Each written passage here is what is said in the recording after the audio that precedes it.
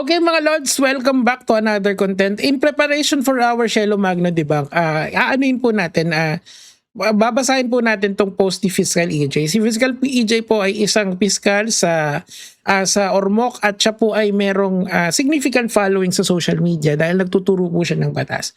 Wala naman siyang personal sa dito, meron lang siyang opinion about kay Christian Esguerra. Sabi niya ganun, hindi ako fan ni BBM. Kasi parehas kaming kakamping niya na ang huling intindi ko. Hindi rin po ako Sara apologies. I'm pro evidence. Whoever deserves criticism based on evidence, I will criticize. Okay? Maganda. Okay, ano nangyari? Yan. Okay. Lakihan lang natin ng konti para po dun sa mga baka hindi nyo mabasa. That is why I have reservations about dun sa tanga o kasabwat framing of Sir Christian Esguerra. It's a false dichotomy. Nasabi na nga natin yan, yung false dilemma. Kasi totoo lang, hindi lang naman tanga, kasabwat, or both ang sagot dyan. Pwede kasing betrayed. Ako naniniwala ako dun sa naratibo na si BBM ay pinraidor nung mga alter ego niya na natutunan natin. Yung di ba may alter ego doctrine, natutunan natin kay Atty. Bueno, di ba? Dito, na-confirm natin yung idea natin na may false dichotomy or false dilemma nga. Okay, so ano yan? Logic yan.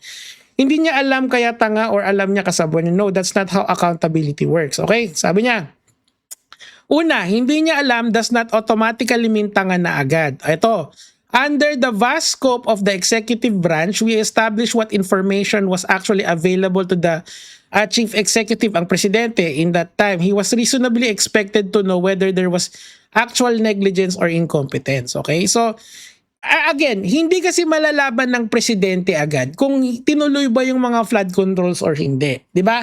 Ngayon, ako, nagiging practical lang naman tayo sa tunay na buhay. Alam naman natin na meron talagang SOP na tinatawag dyan. Hindi ko sinasabi na meron at hindi ako pabor sa ganon. Sinasabi ko lang sa practical na mundo, alam naman natin na meron talagang dapat kurot doon sa ano. Kaso mukhang hindi lang kurot yung ginawa nitong mga walang yang to eh. Talagang kinuha nila lahat tapos nagsisibat dito sa Pilipinas. Pangalawa, alam niya does not automatically mean kasabwat. Knowledge alone is not conspiracy. Yun naman pala. Hindi porke alam mo doesn't mean na conspiracy. In express conspiracy, kailangan may proof of actual agreement to commit the crime. Ito yata yung mens rea na sinasabi ni Atty. Bueno. Tingnan nyo kung paano sila nagko-connect. Diba? Tingnan nyo kung paano yung mga angles nila nagko-connect. Kasi although mas simplified yung explanation ni Fiscal, kaya natin to hinighlight kasi hindi naman tayo lahat mga abogado, di ba? Lahat tayo, pero kailangan nating malaman tong mga to para alam natin yung tama sa mali, okay? Kasi ito yung realidad pagka nasa korte na yan. Okay, so in-express kailangan may proof of an actual agreement to commit crime. Kung implied conspiracy naman, the agreement must be inferred from acts of showing a common criminal purpose. Okay? So dapat may mapakita 'yan, 'di ba? Kasi ngayon kasi does it make sense to you na kung kasabwat ka, i-out mo yung mga kasamahan mo? Di ba hindi? Tatahimik ka lang at magde-deny ka na magde-deny. Di ba? Parang isipin niyo na lang si Saldico. Di ba? Obviously may kinuha yun. Kasi nung Duterte days pa lang, di ba, alam mo na may katarantaduan ng ginagawa yung tao na yan. Just remember yung mga laptop. O, di ba? Yung mga laptop na ang mamahal, kaso Pentium 4 pala. O, naalala niyo yun? Siyempre hindi. Di ba? Ibig sabihin, pag sinabi niya na wala siyang nakuha doon sa kung magkano yung nawala, parang imposible naman. Kasi kung titignan mo yung history niya, kung titignan mo kung sino siya, parang meron, di ba? Pero yung presidente, meron ka bang nakikitang maling ginawa niya in so far as this is concerned? Wala. Di ba? Wala so far. Panghahawakan ko uli yung sinabi ni number 1, si Isko Moreno. Sinabi niya na doon pa sa show ng mga DDS, 'di ba? Sinabi niya na wala kasing nagko-connect kay President Marcos sa mga flood control issue na to. Isa. Tapos mga tayo kay Lacson, wala din. O dalawa 'yon. Si Lacson, walang pork barrel 'yan. Kasi nga, ano yan, nagiging source of parang greed yan eh. So ano yung pino-point out ko dito mga Lods? Ang pino-point out ko dito, hindi imposible na hindi naman imposible pero malabo. Malabo na si Pangulo ay kasabwat dahil lang alam niya. Yun yung sinasabi dito. 'Di ba? Kailangan mong patunayan na meron siyang intention na gumawa ng masama. May sense ba na ikaw yung maglaladlad tapos ikaw yung magnanakaw din? Kalokohang malaki yun. Sanggala, di ba? Alam mo masakit dito kasi as kakamping kasi gusto namin kayong mga loyalista na maging kakampi namin sa anti-corruption campaign ng Pangulo. Kasi nagagandahan. Personally gusto ko yun. Pero kung mag-aaway-aaway tayo, para lang tayong mga DDS. Kaya nga sinasabi ko sa inyo, sumama kayo sa community. Ang dami niyan, mga Marcos loyalist na community, mga kakamping na community. Mag-follow kayo sa ND Vlog, sa ND.gg. Kasi nagpapolitics na ako sa lahat eh.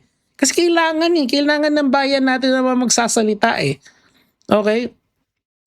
May acts ba siyang ginawa na nagpapakita ng agreement or participation in the alleged crime? So far, wala.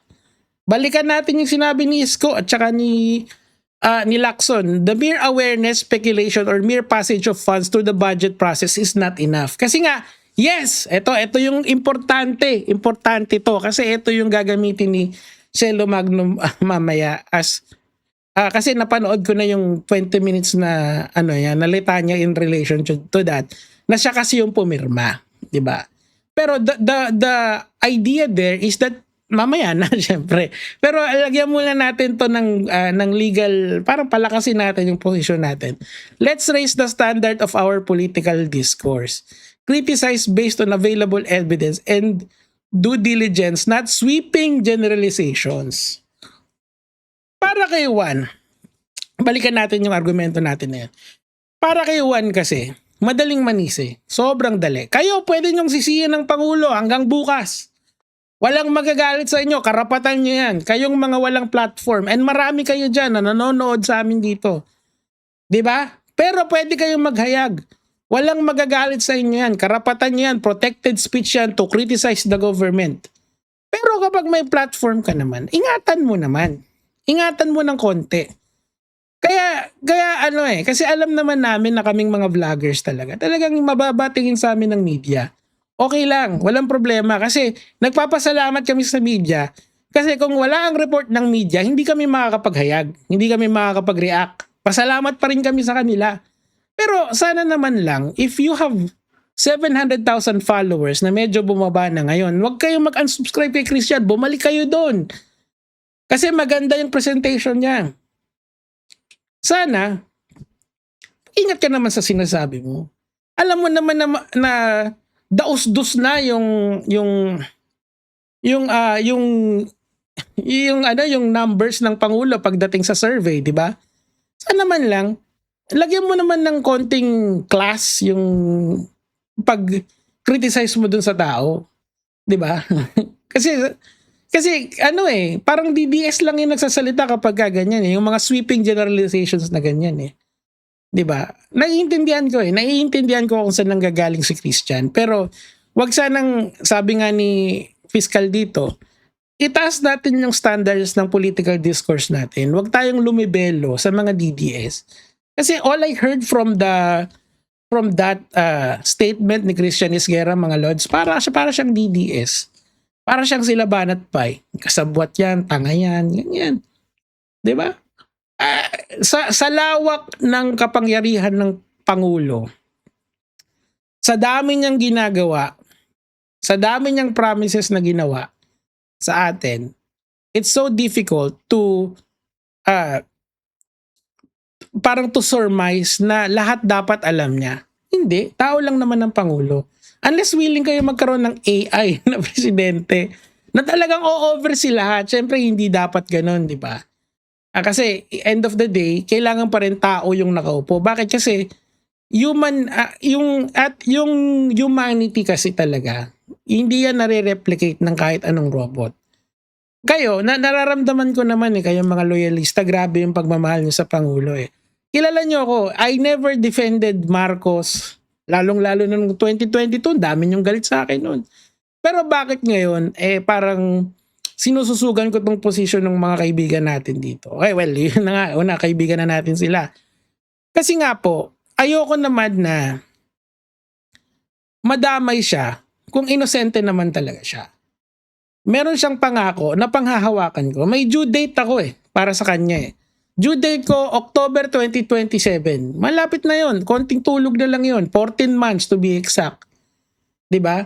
So kung wala siyang mapakulong na big fish by then, doon na ako madidishearten sa kanya. Pero until such a time na wala pa naman, di pa nga tapos yung taon di pa nga tapos tong August laban lang.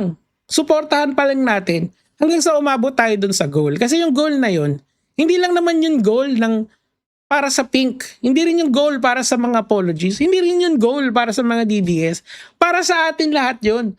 Kasi whether DDS, Pink, Dilawan, loyalista na kayo dyan, lahat tayo makikinabang kung mawawala yung kurakot sa ating bansa. Di ba? Kung si Romualdez talaga merong ginawang mali, di ikulong. Ganun lang naman kasimple yun Kaso dadaan tayo sa proseso. Due process kasi laos na EJK ngayon. Pumunta na tayo kay Ma'am Shelo Magno. Salamat po sa panonood. Kaya mga lods.